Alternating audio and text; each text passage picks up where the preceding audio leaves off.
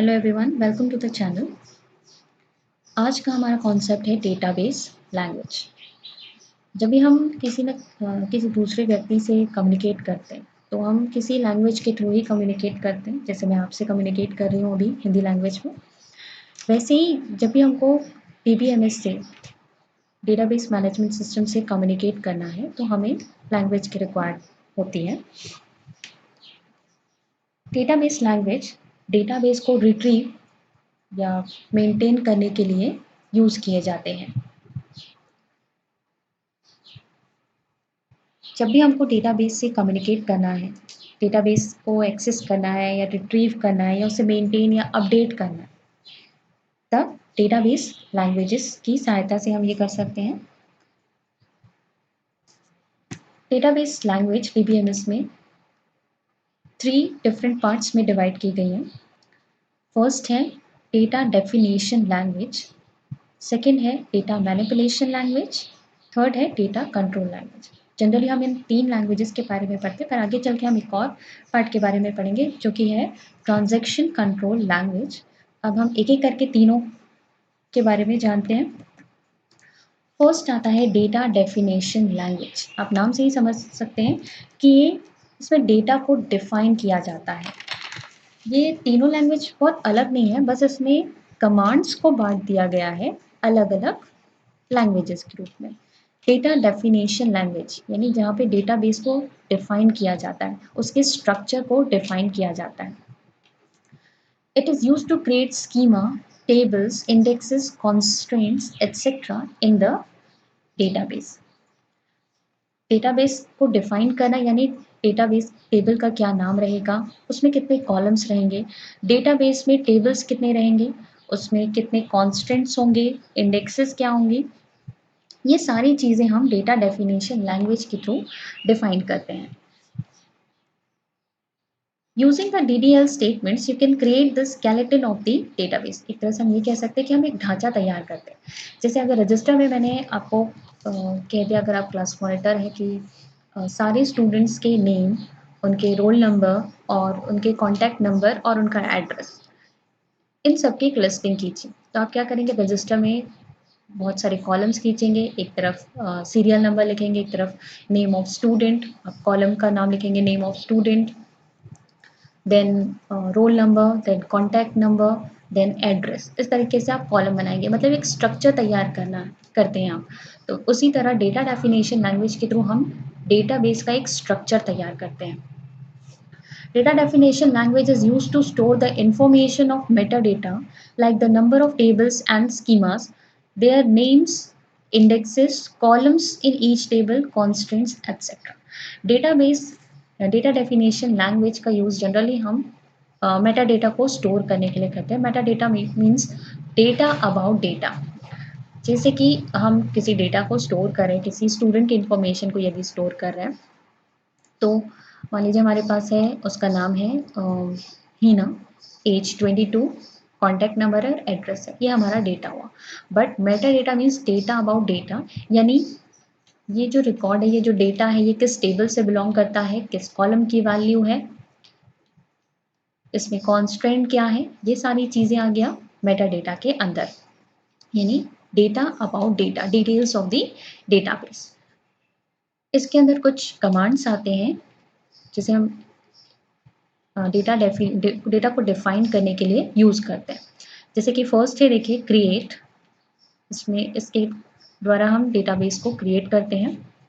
Then alter command, structure को alter करते हैं हम। इसमें ड्रॉप कमांड है नेक्स्ट, जिसमें हम डिलीट करते हैं डेटाबेस को। देन ट्रंकेट, ट्रंकेट कमांड से हम डेटाबेस के सारे रिकॉर्ड्स को डिलीट करते हैं। रीनेम, जब भी आपको टेबल को रीनेम करना हो तब हम रीनेम कमांड का यूज़ करते हैं। नेक्स्ट आता है डेटा मैनिपुलेशन लैंग्वेज।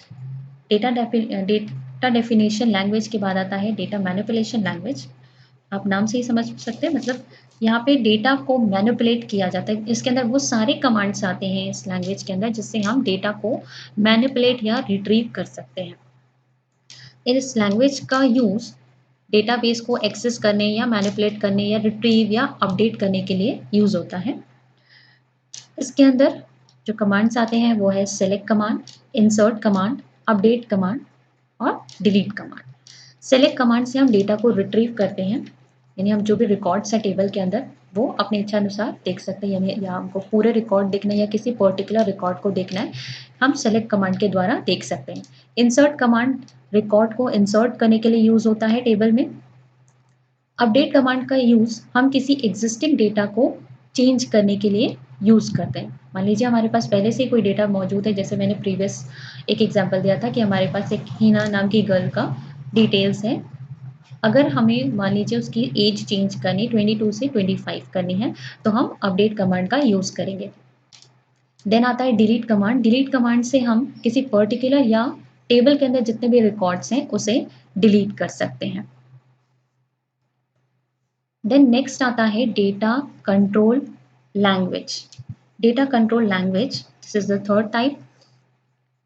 इसमें डेटा कंट्रोल लैंग्वेज में कंट्रोल प्रिविलेजेस प्रोवाइड की जाती है डेटाबेस के लिए।